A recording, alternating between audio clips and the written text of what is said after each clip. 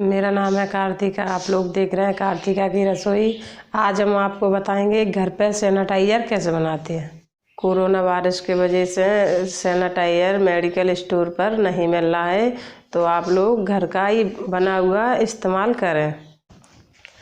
हमें 3 चीज़ों की ज़रूरत पड़ती है इस चीज़ बनाने में: स्प्रे और एलोवेरा और ये हमारी डेटॉल। ये 3 चीज़ों की ज़रूरत पड़ेगी।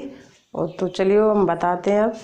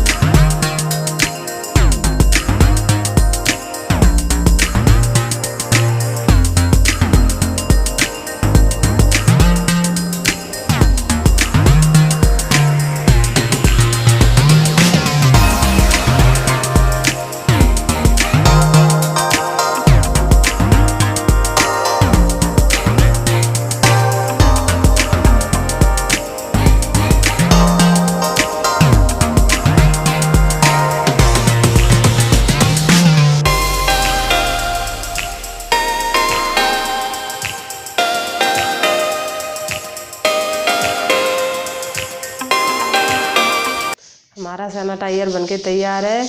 अब देखना हम कैसे लगाते हैं इसको हाथ से। इसी तरह से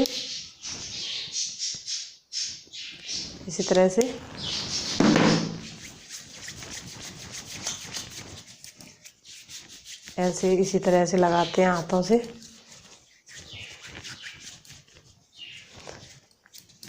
इसी तरह से लगा के आप बाहर भी जा सकते हैं। अगर हमारा वीडियो पसंद आया हो तो लाइक शेयर ज़रूर करें।